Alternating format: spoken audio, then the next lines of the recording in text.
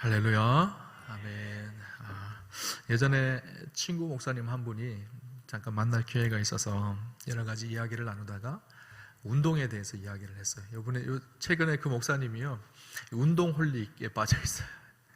열심히 운동을 하셔서 몸무게를 10kg나 빼셨대요. 그러니까 보니까 날씬해지셨어요. 그러면 저한테 그렇게 권면을 하시는 거예요. 목사님, 40대 후반이나 50대가 되어지면 이제는 몸 관리를 제대로 해야 된다는 거예요. 그래야지 60대, 70대에 편하게 살 수가 있다는 거예요. 지금까지는 젊음이 있어서 그래도 아파도 금방 회복하고 했는데 이제는 중년이 지나서 그렇게 되지 않는다는 거예요. 60대, 70대를 행복하게 그렇게 살려면 지금 새 몸을 만들어 놔야 된다는 거예요. 새 몸을 빌드업해서 잘 만드시라고. 그렇지 않으면 지금까지 열심히 모아둔 돈 다 병원에 갖다 주고 노후의 삶이 참 힘들 거라고 그렇게 저한테 권면을 해주더라고요. 제가 도전을 받았습니다. 그래서 열심히 운동을 해보려고 했는데 잘 못하겠더라고요. 그런데 문득 그런 생각이 들었습니다. 우리가 육신의 건강함도 참 중요한데 육신의 건강함보다 더 중요한 것이 있죠. 우리의 영의 건강함이에요. 우리의 영혼이 하나님 앞에 진실되고 건강하게 살아가야 되는 것이죠. 10년 전, 20년 전 은혜를 아직도 붙들고 살아가고 있다면 영혼에 문제가 있는 거예요. 오늘 지금 새롭게 하시는 하나님, 오늘 나의 인생을 붙들어가고 계시는 하나님, 그 하나님 앞에 우리의 삶이 새롭게 날마다 변화되어질 때 우리의 10년, 20년 후에 우리의 영성의 삶이 훨씬 더 깊어지고 넓어지는 은혜가 있을 것입니다. 오늘 하나님 앞에 내가 어떻게 살아가느냐가요 참 중요하다는 거예요. 오늘 진실하게 하나님 앞에 훈련하며 하나님 앞에 진실하게 살아가면 10년 후, 20년 후는 우리의 삶이 더욱더 하나님 보시기에 온전하고 아름답게 변화되어져 있을 것입니다. 오늘 제가 주보 안쪽에 보면 솔개의 선택이라는 글을 실었어요. 거기에 보면 솔개는 새들 중에 가장 오래 사는 새 중에 하나라고 합니다. 보통 70년, 80년을 사는데요. 30년 정도가 지나면 이 솔개가요, 결단을 해야 된다고 합니다. 어떤 결단인가 하면 30년 정도가 지나면 자기의 부리도 이제 30년 동안 썼기 때문에 휘어지고 자기의 발톱도, 그 날카로웠던 발톱도 이제는 구부러져서 힘이 없어지고 날개의 깃털도 무거워서 잘 날지도 못하고 그렇게 되어진다는 거예요. 그래서 중요한 결단을 하지 않으면 평생을 그렇게 힘들게 살아갈 것이고 뭔가 변화와 새로운 것을 도전하기 시작하면 솔개도 새로운 삶을 살기 시작합니다. 그래서 변화를 기대하는 솔개는요, 산 높은 곳에 올라간다고 합니다. 그리고 바위에 자기의 이 부리를 부딪히기 시작해요. 그리고 부리를 뽑아냅니다. 얼마나 고통스럽고 힘들겠어요? 그런데 그 부리를 뽑아내면 그곳에 새로운 부리가 자라기 시작한다고 합니다. 지금까지 30년 동안 썼던 부리는 다 낡아지고 후패해졌는데 새로운 부리가 나오면 새로운 부리는 아주 힘이 있고 딱딱하고 새롭게 되어져서 이제 모든 것을 잘할 수 있게 되어진다고 합니다. 그 다음에 새로운 부리가 나오면 어떻게 하는가 하면요, 그 새로운 부리로 발톱을 뽑아내기 시작합니다. 휘어져서 힘이 없는 그 발톱을 뽑아내기 시작하면 새로운 발톱이 그곳에서 자라기 시작한다는 거예요. 마지막으로 이 부리로 자기의 깃털을 뽑아내기 시작합니다. 무거워져서 날개가 힘든 깃털을 다 뽑아내고 새로운 날개가 되어서 새로운 깃털이 나와서 이제는 새로운 모습으로 황골탈퇴한다는 거예요. 황골탈퇴라는 말이 있죠. 낡은 제도나 관습 따위를 고쳐 모습이나 상태가 새롭게 바뀐 것을 황골탈퇴라고 합니다. 저는 우리의 신앙생활도 황골탈퇴가 되어야 된다 생각을 해요. 오랫동안 신앙생활을 하면서 지금 이 정도로 그냥 잘 살고 있다라고 생각하면 안 돼요. 어느 순간 굳어져 버리고 딱딱해져 버린 우리의 심령에 하나님은 영적인 변화를 기대하고 갈급하고 계세요. 오늘 축복하기는 오늘 한 해를 보내면서요, 우리의 신앙의 영적인 황골탈퇴가 일어나는 축복이 있으시기를 주님 이름으로 축원합니다. 오늘 본문의 성경은요, 에스겔서입니다. 에스겔은요, 참 비운의 선지자예요. 그 나이가 30세가 되어졌을 때 이제 제사장으로서의 사명을 감당해야 될 그때에 이스라엘이 멸망하게 되어진 거예요. 제사장이 되어서 예루살렘 성전에서 제사장의 직분을 감당하며 하나님 앞에 쓰임받을 것을 기대했던 이 에스겔이요, 나라가 망하고 성전이 회파되어지면서 자기 꿈이 사라져 버렸어요. 평생을 제사장으로 하나님의 영광을 위해 살기로 결단했는데 이제는 더 이상 봉사하고 섬겨야 될 성전이 사라져 버린 거예요. 얼마나 안타깝고 불행해요. 거기다가 이 에스겔이요, 바벨론의 포로로 끌려갑니다. 바벨론의 포로로 끌려가서 그곳에 살게 되어져요. 그런데 하나님께서 에스겔을 축복하십니다. 바벨론 포로로 끌려간 그 땅에서 제사장으로 예언자로 삼으세요. 그래서 이 바벨론에서 고통스럽고 힘들어하고 있는 이스라엘 백성들을 위로하고 그들에게 소망을 주고 하나님의 말씀을 전하는 일을 하기 시작합니다. 에스겔이 전한 대부분의 말씀은 어떤 말씀인가 하면 이스라엘이 회복되어질 거라는 거예요. 하나님께서 때가 되어지면 이스라엘 백성들을 회복시키셔서 다시 고향인 예루살렘으로 돌아가게 하실 거라는 거예요. 70년의 기한이 있을 것인데 70년이 지나면 내가 다시 회복되어져서 예루살렘으로 돌아가서 하나님께서 우리를 회복시키실 때가 있다라는 것을 전하는 것이 이 에스겔의 예언의 핵심입니다. 우리가 잘 아는 에스겔서 37장에 보면 마른 뼈들의 환상이 나오죠. 에스겔 골짜기에 마른 뼈들이 절비해 있습니다. 그런데 하나님께서 생기가 불어오기 시작하니까 그 마른 뼈가 어떻게 되죠? 하나님의 군대가 되어져요. 그렇죠? 이스라엘의 모습이 그렇다는 거예요. 지금 마른 뼈가 형편없는 모습이지만 하나님께서 다시 이스라엘을 세우셔서 하나님의 군대로 세우시겠다는 약속이에요. 에스겔 47장에 보면 성전에서 흘러나오는 샘물에 대한 이야기가 나옵니다. 예루살렘 성전은 회파되어졌어요. 부셔졌어요. BC 586년에. 그런데 하나님께 새롭게 성전을 세우실 것이고 그 성전에서 흘러나오는 생명샘물로 그 샘물이 흘러가는 곳마다 다시 소생케 되어지고 회복하게 되는 그 일들을 이루실 거라고 하나님께서 약속을 보여주시죠. 오늘 본문의 말씀도 마찬가지. 하나님께서 이스라엘을 다시 회복시키시겠다는 거예요. 지금 포로로 끌려와서 이렇게 비참하고 원통하고 힘든 삶을 살고 있지만 하나님의 때가 되어지면 너희를 다시 돌려보내겠다는 거. 오늘 본문 24절 말씀 같이 한번 읽어보겠습니다. 같이 보겠습니다. 내가 너희를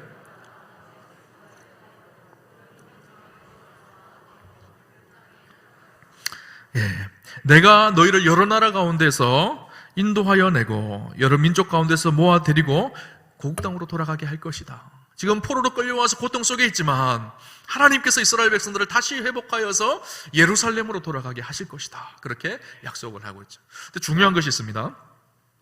예루살렘으로 돌아가는 것은요, 이스라엘 백성들이 간절히 기대하고 소망했던 거예요. 그런데 문제가 있어요. 몸만 예루살렘으로 돌아간다고 해서 모든 문제가 해결되는 것이 아니었어요. 그들이 이스라엘 백성들이 바벨론을 포로로 끌려온 이유가 있죠. 하나님을 잃어버렸기 때문이에요. 그들의 마음이 세상에 치우쳐져서 하나님을 향한 거룩한 은혜를 잃어버리고 그 마음이 딱딱하게 돌같이 굳어져 있었던 거예요.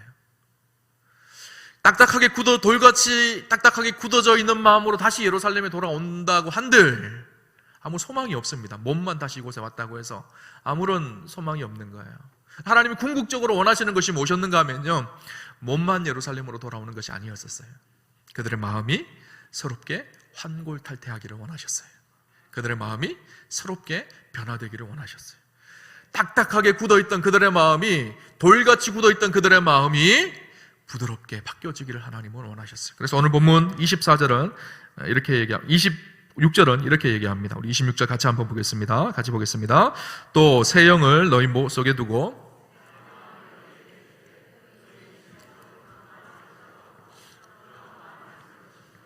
아멘. 하나님께서 뭐라고 말씀하시죠? 너희 안에 새 영을 주고 새 마음을 주어서 돌같이 굳어있는 너희의 마음을 부드럽게 바꾸어 놓을 것이다. 그렇게 말씀하고 있는 거예요. 하나님이 궁극적으로 원하는 것이 그것이었었어요. 아무리 이스라엘 백성들이 돌아온다고 하더라도 그 전에 죄악된 모습을 그대로 가지고 돌아오면 그들은 또 심판을 받고 또 징계를 당할 거예요. 하나님께서 궁극적으로 원하셨던 그들의 마음이 새롭게 되기를 원하셨어요.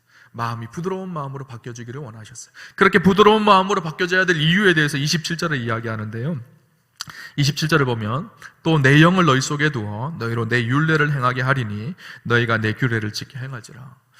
딱딱하게 굳어서 하나님을 알지 못하고 말씀을 지키지 않았던 이스라엘 백성들, 이제는 그 마음이 부드럽게 바뀌어져서 하나님의 율례와 말씀을 지키는 하나님의 백성이 되게 하시겠다는 거예요. 그렇죠? 여러분, 오늘 우리가 하나님의 말씀대로 행하여야 하나님이 우리 가운데 역사하시고 일하십니다.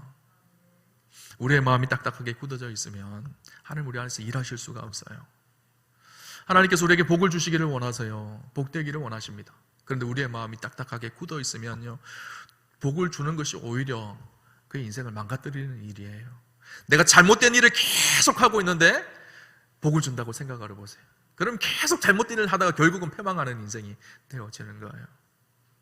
하나님께서 우리의 마음을 먼저, 돌같은 우리의 마음을 부드럽고 깨끗하게 회복하기를 원하세요. 그때 하나님의 은혜를 주시고 부드럽게 변화된 그들을 통해서 하나님의 일을 하기 시작하시는 것이죠. 오늘 본문을 보면 하나님께서 돌같이 굳어있는 이스라엘 백성들을 향해 하나님께서 두 가지를 주시겠다고, 그들의 마음을 부드럽게 바꾸기 위해서, 그들의 마음을 새롭게 하기 위해서 두 가지를 주시겠다고 약속하십니다. 첫째는 무엇인가 하면요, 맑은 물을 주시겠다고 그렇게 말씀하고 계세요. 이 맑은 물은요, 하나님의 말씀을 의미합니다. 오늘 본문에 맑은 물을 주셔서 먼저 그들을 깨끗하게 하시겠다고 말씀하죠. 25절을 보면 맑은 물을 너희에게 뿌려서 너희를 정결하게 하되 곧 너희 모든 더러운 것에서와 모든 우상 숭배에서 너희를 정결하게 할 것이며, 그렇게 말씀하고 있어요. 맑은 물을 뿌리신다는 거예요. 이스라엘 백성들이 그들의 마음이 이렇게 딱딱하게 굳어진 이유가 있습니다. 뭘까요? 그들의 마음이 죄악 속에 붙들려 있기 때문이에요. 세상에 속하여서 세상의 죄악이 그들의 마음속에 완연하기 때문에 그들의 마음이 딱딱하게 굳어졌어요. 하나님께서 딱딱하게 굳어진 이스라엘 백성들에게 맑은 물을 흘러보내시겠다는 거예요. 위로부터 오는 하나님의 은혜와 말씀을 흘러보내시겠다는 거예요. 여러분, 이 바벨론이 상징하는 것이 무엇인가 하면요, 사탄이 통치하는 세상의 나라를 바벨론으로 상징되어집니다. 성경은 끊임없이 바벨론 이야기를 할 때 음녀 바벨론, 악한 세대 바벨론이라는 표현을 써요. 요한계시록에 보면요, 악한 세대를 표현할 때 바벨론이라는 표현을 써요. 하나님이 없이 우상을 섬기며 죄악이 가득하고 음행하고 악한 일이 가득했던 땅이요, 바벨론 땅입니다. 이스라엘 백성들이 지금 살고 있는 곳이요, 그 땅이에요, 바벨론. 죄악이 가득하고 완악했던 땅이에요. 여러분, 죄악이 가득하고 완악한 곳에 그냥 서 있기만 해도요, 우리의 삶은요, 저절로 죄악에 오염되기 시작합니다. 완악한 세상 속에 우리가 살아가기 시작하면요, 어느 순간 나도 모르게 죄악에 물들기 시작하는 것이 우리의 삶이에요.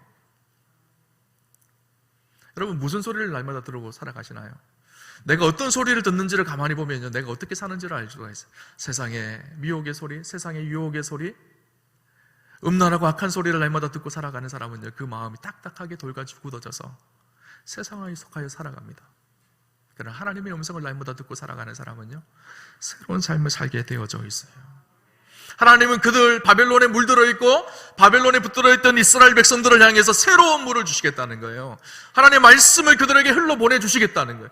말씀 안에 그들의 딱딱한 마음이 녹아지고 새롭게 변화되기를 하나님은 기대하십니다. 실제로 이스라엘 백성들이 바벨론 포로 생활을 끝나고 남유다로 돌아갔을 때 하나님께서 학사 에스라를 세웁니다. 에스라와 느헤미야가 예루살렘 성정 수문 앞에서요, 하나님의 말씀을 낭독하기 시작해요. 온 이스라엘 백성들이 아멘, 아멘 하며 그렇게 하나님의 말씀을 받아들이고 새롭게 변화되기를 시작합니다. 예루살렘에 돌아왔지만 성전은 다시 재건하였고 그들이 예루살렘에 살고 있지만 여전히 딱딱하게 굳어있던 그들의 마음을 녹이는 것은요, 하나님의 말씀이었어요. 말씀 안에 새로운 변화가 일어나는 것이죠.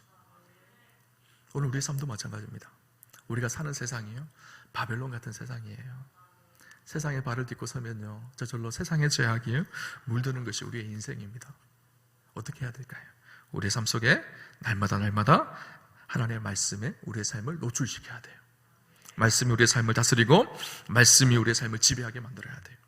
예전에 한 권사님이요, 저한테 그러더라고요. 목사님, 제가 집에 들어가면 제일 먼저 하는 일이 뭔가 하면요, 목사님, 텔레비전을 켜는 일입니다. 그러시더라고요. 혼자 사시니까요, 힘드신 거예요. 외로우니까. 그러니까 집에 들어가면 제일 먼저 보든 안 보든 리모컨을 틀고 텔레비전을 켜신다는 거예요. 텔레비전 프로그램을 쭉 깨고 계세요. 드라마가 새로 나온 게 있으면요, 잘 아세요. 어떻게 되어진다고. 날마다 어떻게 될까요? 텔레비전 소리만 듣고 살아가요. 여러분, 날마다 무슨 소리 듣고 살아가시나요? 무엇을 듣고 살아가시나요? 하나님의 말씀을 듣고 살아가시나요? 주일날 한 번 와서 예배 시간에 하나님의 말씀 한 번 듣고 그냥 그렇게 살아가시나요? 샘물이 우리의 삶 속에요, 날마다 부어져야 돼요. 여기에 컵이 하나 있습니다. 이 안에 흙탕물이 들어있다고 생각을 해보세요. 흙탕물을 깨끗하게 하는 방법이 무엇일까요? 여기다가요, 깨끗한 물이 나오는 수도가에 가서 그 수도가에 딱 1분만 대고 있으면요, 흙탕물 다 빠져나가고 새물로 가득하게 되어져요. 그죠? 여러분, 우리 기독교 영성은 그런 거예요. 하나님의 말씀이 우리의 삶 속에 채워지기 시작하면 세상에 죄악된 것들이 빠져나가게 되어져 있어요. 하나님의 말씀으로 우리의 삶이 채워지기 시작하면, 말씀으로 충만하기 시작하면, 하나님의 영으로 충만하기 시작하면 우리의 삶이 거룩하게 바뀌어지는 것이죠. 말씀을 사모하셨으면 좋겠어요. 주일날 주시는 말씀 사모하셨으면 좋겠고요. 여러분, 주일날 간절한 마음으로 오셨으면 좋겠어요. 저는요, 간절한 마음으로 설교 준비합니다. 일주일 동안 지쳐있는 성도님들이 와서 어떤 분들은 일주일에 딱 한 번 설교 들으실 건데 이 시간 그냥 왔다 갔다 그러면 무슨 시간 낭비냐는 생각이 들어요. 그래서 정말 기도하며 기대하며 그렇게 설교를 준비하고 있어요. 여러분 느끼실지 모르겠지만 저 혼자 그렇게 생각하고 있어요. 그럼 여러분들은 어떤 마음으로 오셔야 될까요? 한 주 동안 우리 목사님이 정말 사모하는 마음으로 말씀을 어떻게 준비하셨을까? 기대함으로 오셔야 돼요. 대충 시간 때우고 빨리 지나가지 그런 마음으로 오시면 안 돼요. 그리고 한 주 동안 그 말씀을 붙들고 사셔야 돼요. 며칠 전에 한 권사님과 이야기를 하면서 그 권사님이 그러시더라고요. 목사님, 우리가 설교 끝나면 결단 찬양 하잖아요, 그죠? 그 결단 찬양을 자기는 한 주일에 수백 번 듣는데요. 차 타고 가면서도 듣고 길을 서 있다가 듣고 언제든지 그 찬양을 듣는. 그 찬양을 들으면 그 주에 목사님이 주신 말씀이 생각나요. 그렇게 이야기하시더라고요. 그러면서 다시 말씀을 내 삶 속에 심는 거예요. 흘러보내서 끝내는 것이 아니라 말씀으로 내 삶을 채워가는 것이죠, 그죠? 여러분 집에 가셔서 성경책을 보셔야 돼요. 성경을 읽으셔야 돼요. 묵상하셔야 돼요. 어떤 분들은 성경을 샀는데 10년 동안 성경책이 깨끗한 분들이 계세요. 내 얘기하는 것 같죠? 그죠? 그러시면 안 돼요. 성경책이 좀 너덜너덜해 주셔야 돼요. 저는 우리 우암교회 성도님들 성경이 다 너덜너덜해 주시기를 주님 이름으로 축원합니다. 말씀을 읽고 묵상하고 말씀 안에 살아가고 계속 샘물을 내 삶 속에 부으셔야 돼요. 말씀이 흘러갈 때, 말씀이 채워질 때 우리의 삶의 변화가 일어나기 시작합니다. 한 집사님의 집에 이런 일이 있었다고 해요. 한 집사님 잠깐 외출하고 있는데 여자 집사님이 남편이 부엌을 한번 쭉 들어가 보니까 부엌에 이만한 A4 용지가 하나 붙어 있는 거예요. 가만히 들여다보니까 내일 해야 될 일 두 가지를 적어놨어요. 하나, 내일 오전에 목사님이 신방 오심. 둘, 성경책에 먼지 털어놓을 것. 이렇게 써놨더라고요. 저는 우리 우암교회 성도님이 아니시기를 주님의 이름으로 축원합니다. 성경책이 아무리 수백 권이 우리의 서재에 꼽혀져 있다고 하더라도 이 말씀을 읽고 묵상하지 않으면 아무것도 아니에요. 성경은요 신주단지처럼 모셔두라고 있는 것이 아니라 그 말씀을 읽고 묵상하고 말씀 안에 살아가라고 하나님께서 우리에게 주신 거예요. 아무리 많은 성경 말씀이 우리 벽에 걸려 있다고 하더라도 한 말씀 붙들고 오늘 내가 살아갈 때 그 말씀이 능력이 되어지는 거예요. 그죠? 여러분, 날마다 삶 속에 하나님의 말씀을 흘러보내십시오. 그것이 우리의 삶을 깨끗하게 하고 우리의 마음을 부드럽게 하는 일이에요. 또 한 가지는 오늘 성경은 그렇게 이야기합니다. 하나님은 이스라엘 백성들에게 새 영을 너희 속에 두시겠다고 그렇게 말씀하고 있어요. 새 영은 성령님을 의미하죠.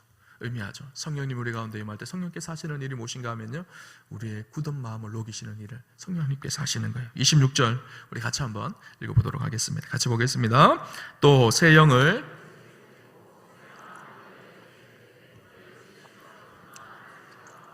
부드러운 마음을 줄 것이며, 성령님이 오셔서 우리 안에 하시는 일은요, 돌같이 굳어있는 우리의 마음을 성령님은 녹이시기 시작합니다. 그래서 우리 안에 새 일을 행하기 시작해요. 여러분, 병 중에요 간경화라는 병이 있습니다. 여러분 잘 아시죠? 간경화는요 간이 굳어지는 병이에요. 결국은 어떻게 되죠? 수술하거나 간 이식을 하거나 치료를 받아도 잘 회복이 안 될 때도 있고 심지어는 죽음을 맞이하기도 합니다. 만약에 내가 간경화가 걸렸다고 생각을 해보십시오. 어떻게 할까요? 이 병원 저 병원 찾아다니면서 용한 사람이 있는지 알아보기도 하고, 간경화에 좋다고 하는 음식을 찾아다니기도 하고, 아무리 비싸도 치료되는 약이 있다면 그 치료되는 약 사 먹지 않을까요? 간절함으로 뛰어다닐 거 아닐까요? 그죠? 근데 중요한 것, 우리의 육신의 간경화를 걸리면 그렇게 되어지는데, 진짜 중요한 우리의 영혼의 간경화가 걸렸다고 생각을 해보세요. 영혼이 점점 죽어가요. 그런데 자각하지를 못해요. 그 결과의 끝은 무엇일까요? 영적인 죽음이에요. 성령을 소멸하게 만들어요.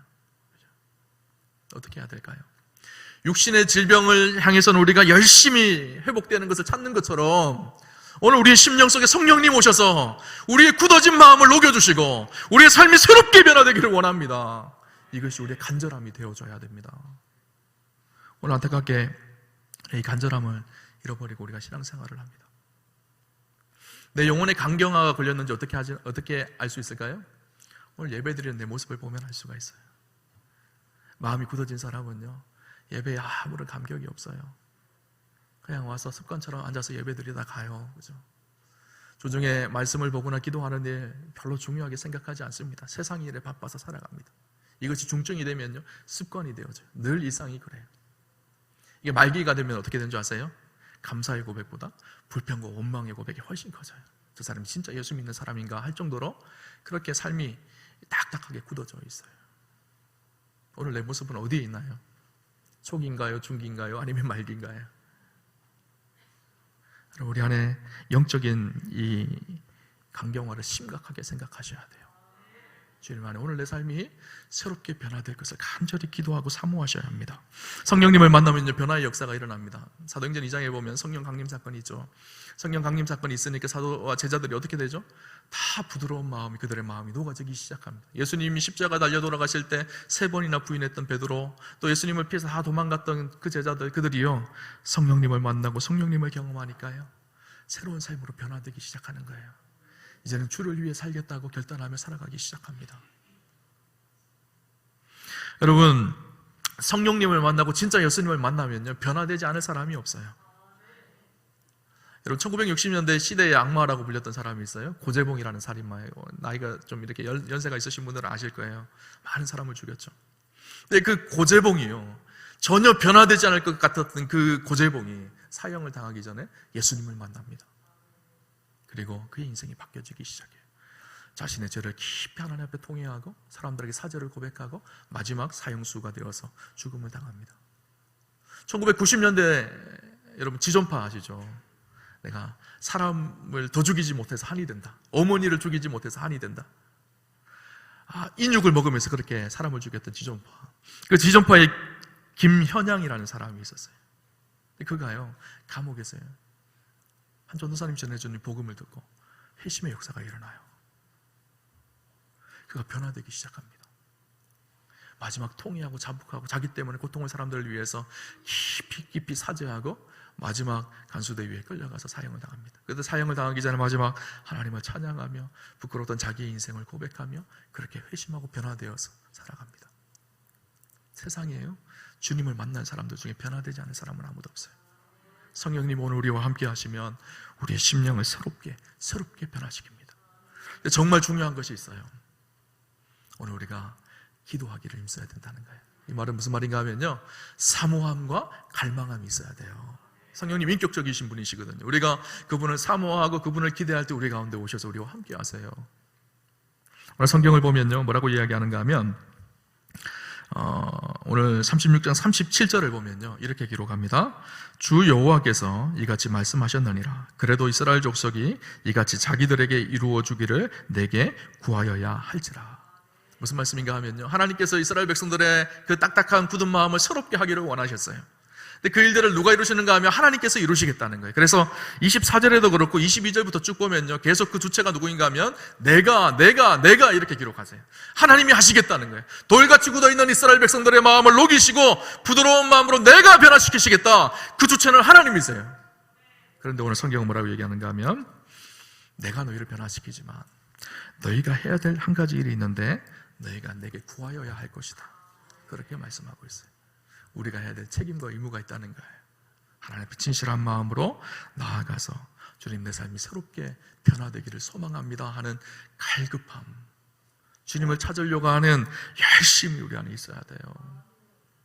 내가 영적인 강경화에 걸려서 점점 죽어가고 있음에도 불구하고 그것을 깨닫지 못하고 그냥 그렇게 살아가고 있는 것, 저주가 절망이에요. 그죠? 하나님 내 삶이 주 안에서 새롭게 되기를 원합니다. 거룩한 모습으로 새 삶을 살아가기를 원합니다. 지금까지 딱딱하게 굳어 있었던 우리의 마음이 깨뜨려지고 이제는 예수 그리스도 안에서 새 생명을 누리며 성령 충만한 믿음의 삶을 살기를 원합니다. 이 갈망함이요, 우리 안에 있어야 되는 거예요. 시편 41편 3절 1절에 보면요, 이렇게 말합니다. 하나님이여, 사슴이 시냇물을 찾기에 갈급함같이 내 영혼이 주를 찾기에 갈급하나이다. 시편 기자는 그렇게 이야기하고 있어요. 주님, 사슴이 시냇물을 찾기에 갈급함같이 내 영혼이 주님을 찾기에 갈급합니다. 여러분, 광야 같은 곳에, 물이 없는 곳에 사슴은요, 기가 막히게 물 냄새를 잘 맡는다고 합니다. 물을 먹지 못하면 죽게 되어지는 일촉즉발의 상황 속에서 저쪽에서 물 냄새가 난다고 생각을 해보세요. 그럼 사슴이 어떻게 할까요? 죽을 힘을 다해서 그 물을 향해 달려가요. 그리고 마지막 힘을 다 쏟아서 물 앞에 서서 한 모금 물을 들이켰을 때 어떨까요? 그 영혼이 이제 살아나기 시작하는 거예요. 오늘 우리가요 그렇게 사슴이 시냇물을 찾기에 갈급함 같이 내 영혼이 주를 찾기에 갈급하다라는 이 소망, 이 기대감, 이 갈급함이요 우리 안에 있으셔야 돼요. 흘러가는 대로, 그냥 시간 되는 대로 내 신앙생활 이 정도 하면 잘했지, 이 정도 하면 괜찮게 했지, 그렇게 생각하시면 안 돼요. 아까 말씀드렸죠. 왜 마음이 부드러워져야 되는지 그 이유를 말씀했잖아요. 그 이유가 뭘까요? 하나님의 말씀과 율례를 지키게 하려 함이라. 하나님의 말씀대로 살고 순종할 때 우리 안에 하늘의 복이 있는 거예요. 하나님 앞에 말씀대로 순종하며 살아갈 때 우리가 하나님 앞에 쓰임받는 인생이 되는 거예요. 여러분, 오늘 우리가요 좀 야무지게 신앙생활 하셨으면 좋겠어요. 그냥 설렁설렁 대충대충 오늘 피곤하니까 교회도 안 가고 그냥 집에서 온라인으로 예배 드리지 대충대충 설렁설렁 그러지 않으셨으면 좋겠어요. 여러분, 옷깃을 좀 여미십시오. 하나님 앞에 내가 어떻게 살아가야 될지 좀 거룩한 열정이 불과같이 회복되어졌으면 좋겠어요. 그렇죠? 여러분, 탤런트 김수미 씨 아시죠? 김수미 씨가 쓴 책에 보면 이런 얘기가 나옵니다. 김수미 씨가 7살 때였다고 해요. 아버지가 송아지 한 마리를 끌고 가서 김수미 씨하고 같이 산에 갔어요. 송아지 풀을 뜯기게 하기 위해서.